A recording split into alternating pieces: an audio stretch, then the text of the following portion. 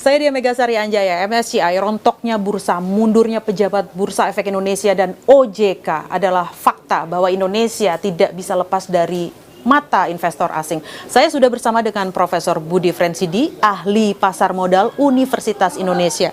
Selamat pagi, Prof. Selamat pagi. Prof, judul saya tegas di sini, krisis transparansi data di bursa. Prof Budi setuju? Setuju ya, bahwa permasalahan kita adalah transparansi, sehingga either kita bisa menyebut sebagai krisis atau ujian transparansi bursa kita, apa yang diperingatkan oleh MSCI belum lama ini. Baik, pertanyaan yang lebih dalam lagi sebenarnya, apakah dengan masuk ke dalam daftar MSCI, sebuah saham sudah pasti kredibel dan transparan, Prof? Ya, kita sepakat bahwa tidak mudah masuk ke dalam indeks global MSCI, karena saat ini itu baru 74 emiten kita yang memenuhi kriteria itu. Kenapa? Karena kriterianya juga tidak mudah, paling tidak harus memenuhi kapitalisasi minimum, baik untuk large dan mid maupun untuk small cap ya. Jadi kalau large dan mid sudah pasti lebih besar lagi batas kapitalisasi pasar minimumnya. Kemudian juga harus dipenuhi syarat likuiditas harian atau transaksi harian dari masing-masing saham ini memang cukup besar, sehingga MSCI ini merekomendasikan atau memasukkan sebuah saham kalau saham itu sudah banyak yang beli dan juga jualnya juga mudah. Jadi transaksi hariannya itu cukup besar, karena yang tidak disukai oleh MSCI adalah bisa masuk, tidak bisa keluar, atau bahkan masuk saja transaksi hariannya yang over itu juga sangat terbatas. MSCI hanya suka dengan saham yang liquid, tidak ada nyangkut-nyangkutan di dalamnya seperti itu, Prof? Iya, sebenarnya selain dari batas likuiditas minimum, sebenarnya MSCI juga mensyaratkan transparansi daripada para pemilik, para pemegang saham, yaitu yang mungkin saat ini menjadi isu besar, bahwa ya saham-saham di bursa kita banyak yang sulit untuk dikejar siapa sih ultimate beneficiary owner. Itu menarik, tapi jangan dibahas dulu, Prof. Saya balik lagi ke basicnya MSCI. Ini MSCI kan bukan regulator ya, Prof ya. Kita bisa katakan ini adalah lembaga riset yang merekomendasikan seperti itu ya, sebuah saham layak beli atau tidak, seperti itu kan, Prof. Tapi kenapa MSCI bisa sedemikian rupa seolah menghukum begitu keras dengan hentakannya, memfreeze evaluasi di pasar saham Indonesia, Prof?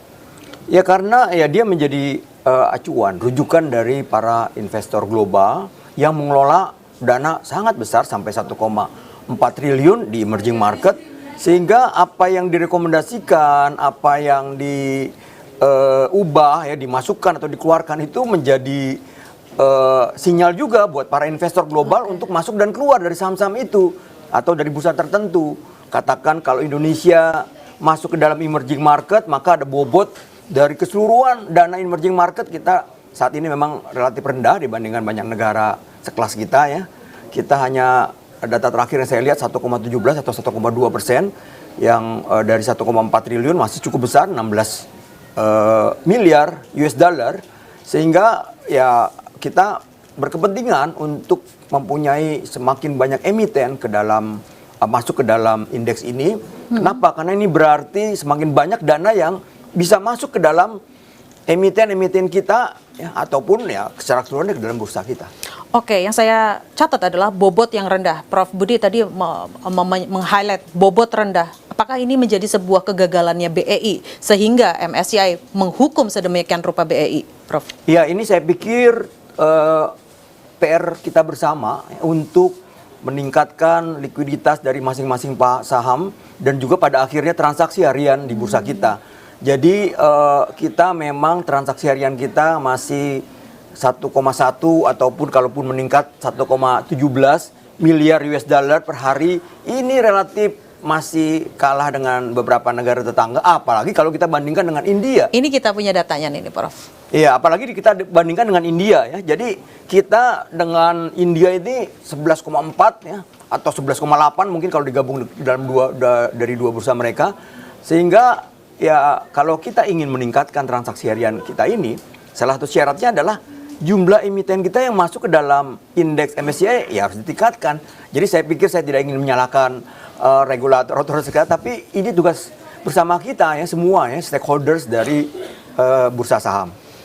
Jumlah emiten kita yang masuk ke indeks MSCI kurang lebih ada 56 emiten ya Prof? 56 plus 18, 74. Ya, karena ada 2 klasifikasi yaitu large dan mid, satu lagi small. Ya. Kalau itu digabung 74 dan itu jauh sekali dibandingkan dengan India kalau tidak salah 644, apalagi dengan negara-negara besar di Asia itu ada yang 800 lebih, 900 lebih.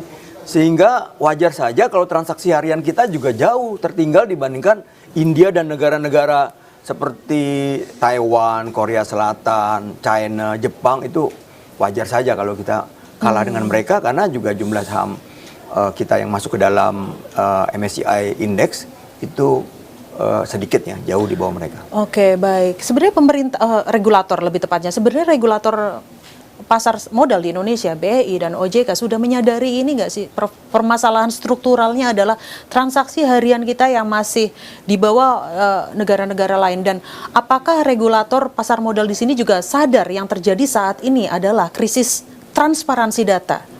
Saya pikir mengenai kita masih rendah sudah disadari, tapi bahwa apa yang harus dilakukan untuk meningkatkan ini yang belum banyak diperhatikan, dalam arti salah satunya adalah ya mestinya menjadi KPI nih, KPI dari pengelola bursa bahwa jumlah saham atau emiten kita yang masuk ke dalam indeks MSCI ini menjadi KPI ya supaya jangan puas dengan jumlah emiten yang IPO di setiap tahun karena ini hanya kuantitas dan juga yaitu tidak, saya pikir tidak menjadi acuan KPI di bursa-bursa lainnya karena ini berhubungan dengan dana asing masuk ke bursa kita ya net buy katakan, kemudian juga berhubungan dengan transaksi harian. Ya, jadi semuanya sebenarnya merefer ke hal yang sama bahwa jumlah emiten itulah yang harus ditingkatkan sehingga kita bisa katakan meningkatkan transaksi harian kita sih dengan angka ini sebenarnya sudah melebihi target karena target bursa efek kita kalau tidak salah 14,5 triliun ya. Tapi masalahnya ya kalau kita bandingkan dengan bursa negara lain ya kita belum apa-apa dan itu juga harus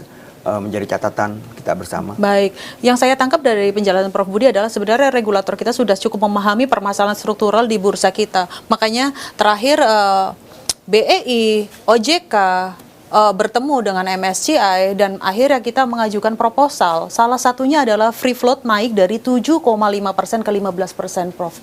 Apakah pemahaman regulator tadi yang kita bahas, mereka cukup memahami ini transparansi data, krisisnya, cukup terjawab dengan proposal kenaikan free float ini menjadi 15%, Prof?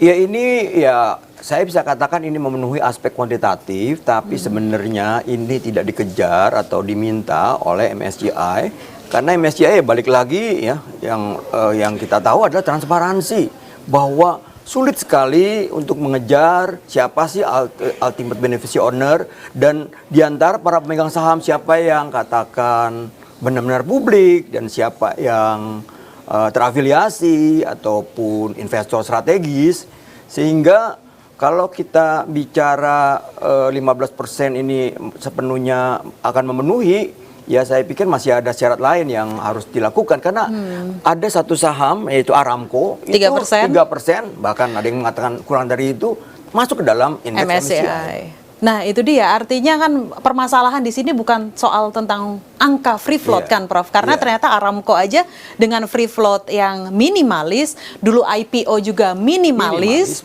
tidak sebesar dengan emiten-emiten yang IPO di Indonesia, ternyata cukup diterima dengan baik oleh MSCI gitu loh Prof.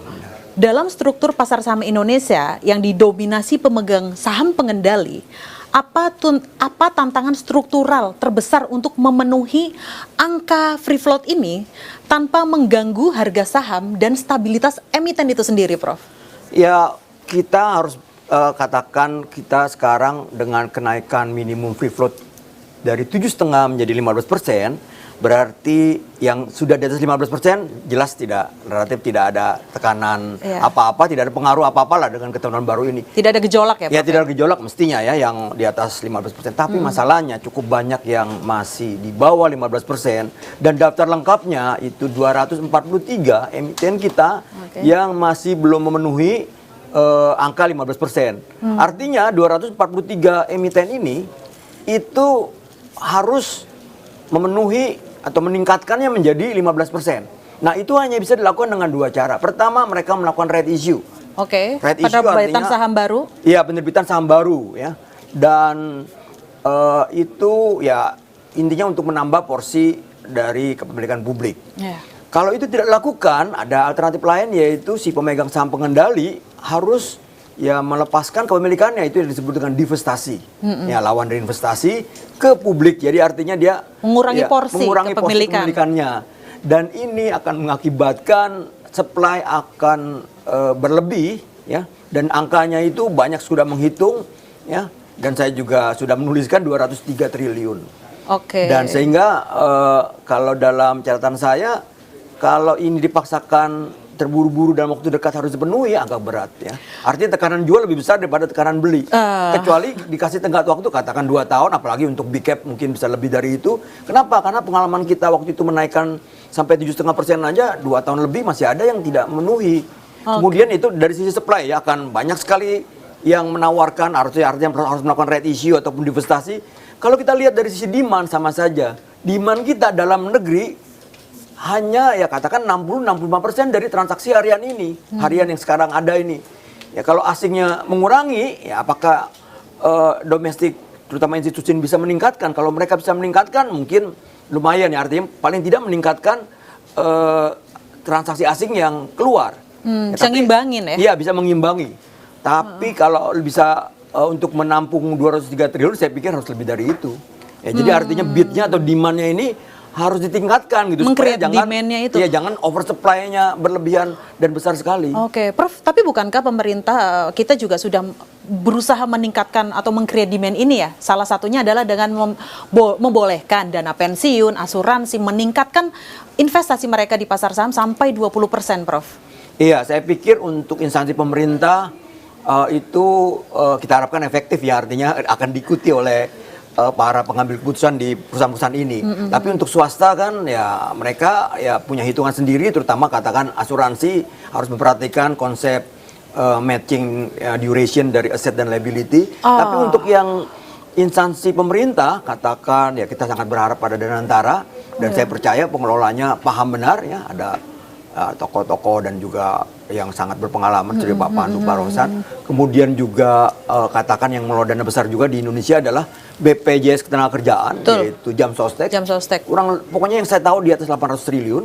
Katakan kalau 20% berarti 160 triliun. Ini dari angka yang sebelumnya mungkin 8% atau 10%, ini jumlah yang besar untuk menggerakkan atau meningkatkan bid, sehingga bukan saja mengimbangi keluarnya dana asing, tapi juga akan lebih besar dari itu, sehingga transaksi harian kita harapkan akan meningkat dan cukuplah menahan gejolak tekanan dari jual yang besar tadi. Saya masih penasaran dengan free float itu, terutama untuk BUMN. Saya di sini punya data tentang komposisi saham. Ini salah satunya lah, Prof, BSI, BRIS, yang free floatnya kalau pakai aturan lama dia sudah memenuhi karena sudah hampir 10% kan, Prof, di atas 7,5%. Tetapi dengan aturan baru kalau nantinya jadi 15%, artinya kan ini salah satu emiten yang akan harus punya dua opsi, right issue atau divestasi kan, Prof ya.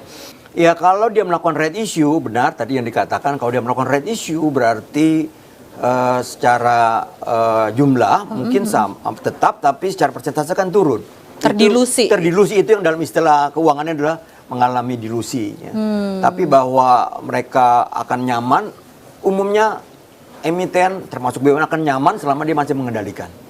Ya, selama dia masih menjadi istilahnya PSP, pemegang saham pengendali. Betul. Dan itu kontrol itu yang penting ya, artinya yang mereka akan pertahankan ya. Persentase turun sedikit dari katakan nanti 90 atau 91 menjadi 85 relatif tidak terlalu menjadi perhatian serius ataupun tidak terlalu harus dipikirkan.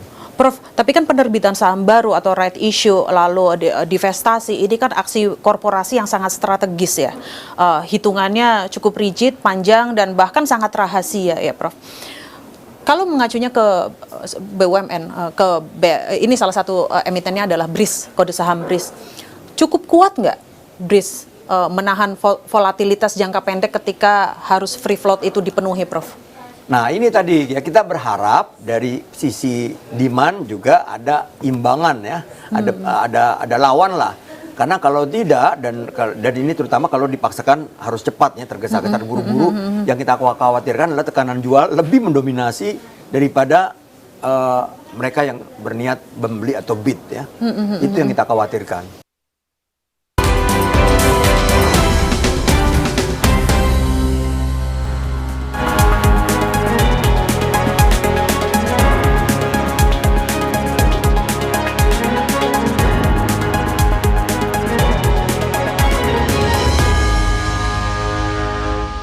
Kita bahas lagi ke proposal selanjutnya nih Prof, tentang keterbukaan data kepemilikan saham. Ini rasanya seksi juga nih Prof untuk dikupas ya, keterbukaan data, karena ini kan match dengan permasalahan di bursa adalah krisis transparansi data Prof.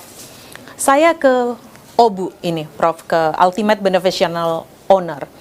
Prof, sebenarnya ini kan kepemilikan manfaat terakhir kan OBU itu kan, yang identitasnya itu kan tersembunyi seperti itu. Tetapi pertanyaan saya untuk ke basic dulu, MSCI itu kan menekankan pentingnya transparansi OBU itu, Ultimate Beneficial Owner itu.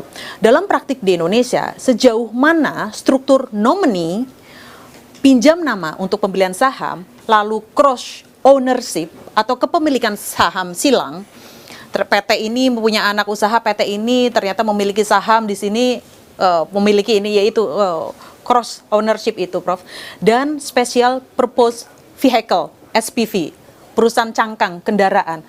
Seberapa mengaburkan siapa pemilik real saham gitu Prof? Ya itu yang dipermasalahkan oleh MSCI ya, bahwa ya ada nomini, dengan adanya nomini ini kan semakin sulit mereka memisahkan mana sebenarnya yang investor benar-benar publik dan mana yang terafiliasi dan mana yang investor strategis dan sebagainya.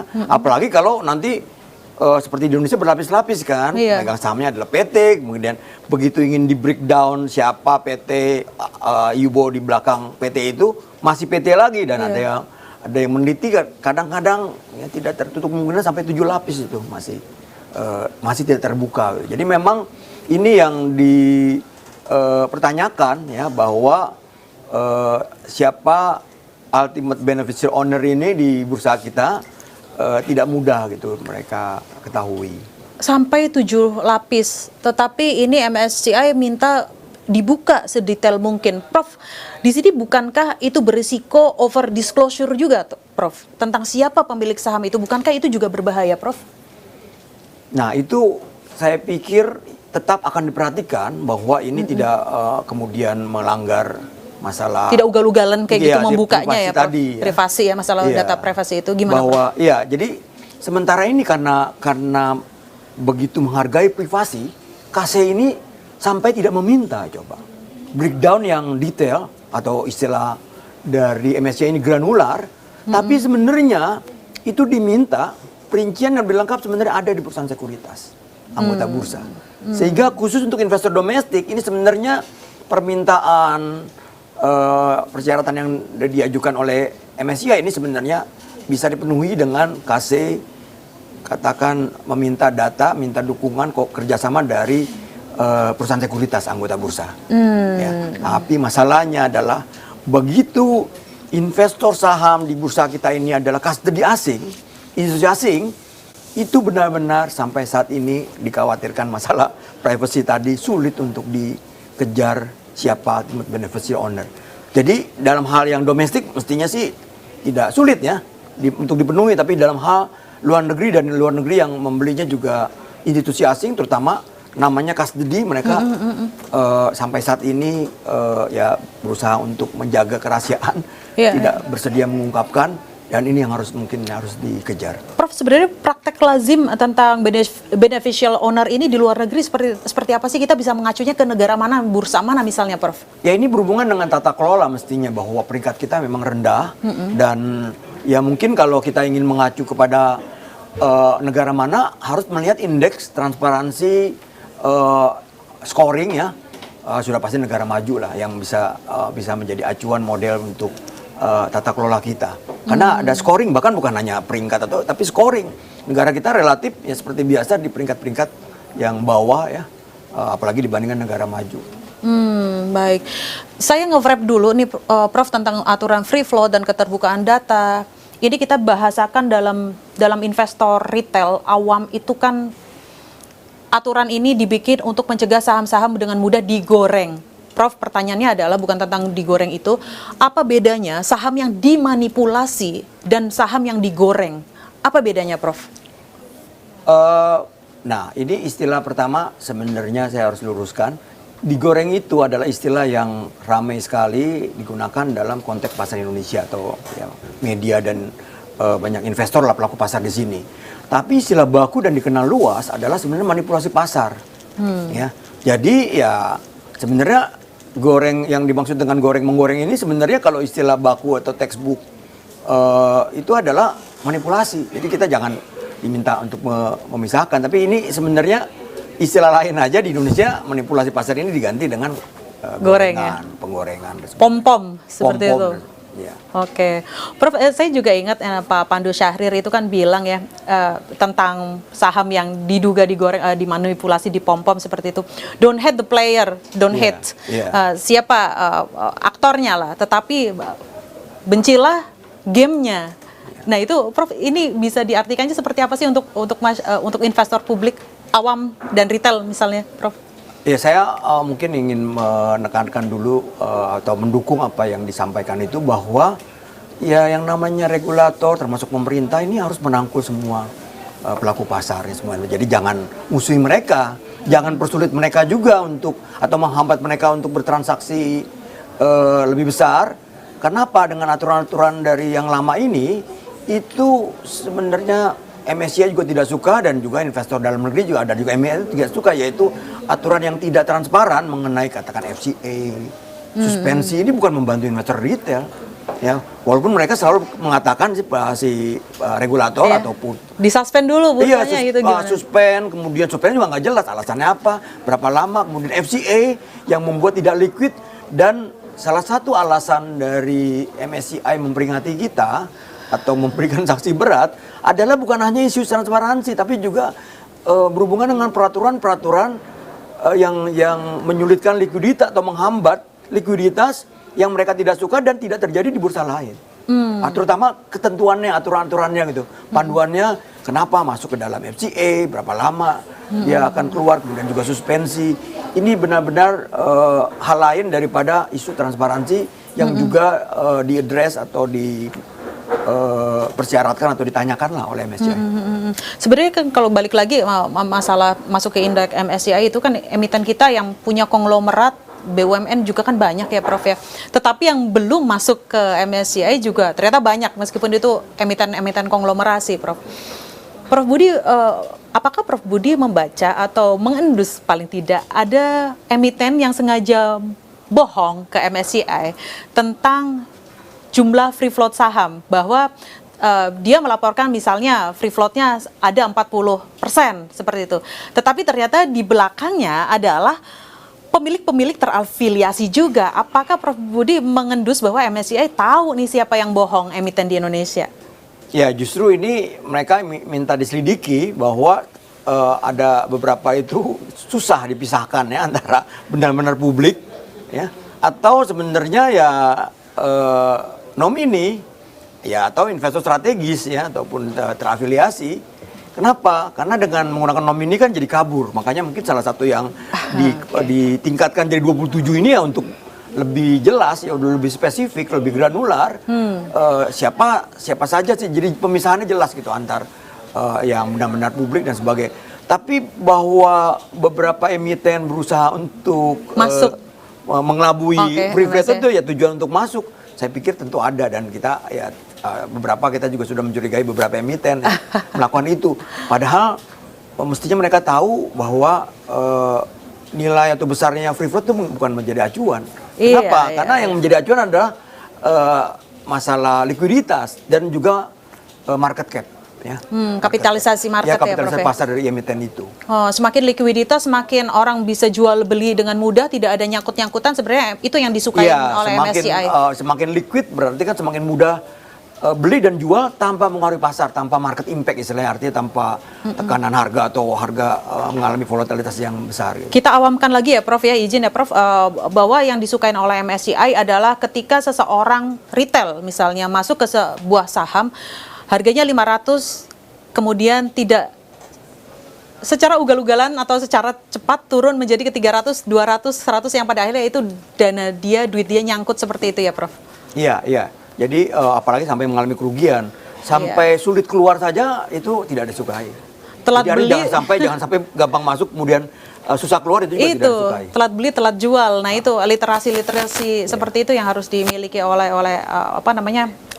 investor retail kita, Prof. Prof, satu lagi proposal yang diajukan oleh regulator kita ke MSCI adalah keterbukaan data kepemilikan ini bukan ini. Sebenarnya ini judulnya sama dengan ini. Ini maksudnya adalah subtipe investor. Kita kan selama ini memakai KC, memakai 9 subtipe ya, Prof. Ini akan dinaikkan menjadi 27 subtipe. Apakah KC cukup siap infrastrukturnya dan kualitas data sedetail ini, Prof? Mungkin ini sesuatu yang baru, tapi dengan IT yang dimiliki, ya, saya pikir ini akan cepat bisa diatasi. Prof, proyeksinya nih, Prof, sampai tenggat waktu yang ditentukan oleh MSCI, kemana arah bursa kita bergerak, Prof? Saya pikir masih volatile ya, karena ya kita tidak tahu, tapi begitu MSCI mengatakan oke, permintaan kami sudah terpenuhi dan kita tidak lagi melakukan pembekuan, bahwa akan ada nanti tambahan emiten yang masuk ke indeks ataupun naik kelas dari beberapa emiten kita, dan itu akan menjadi titik balik ya, turning point dari kepanikan menjadi kembali optimisme. Baik, saya simpulkan Prof, ini MSCI menghukum bursa kita bukan berarti vonis. Hukuman berbeda dengan vonis, dan transparansi data kepemilikan itu adalah momentum untuk mereformasi apa yang terjadi di bursa kita, terutama dari sisi regulasi ya Prof. Dan dividen termahal di bursa saham Indonesia adalah transparansi data. Betul Prof ya? Setuju. Ya. Baik, terima kasih Prof Budi Frensidi, ahli pasar modal Universitas Indonesia. Sehat selalu Prof. Ya, terima kasih sama-sama.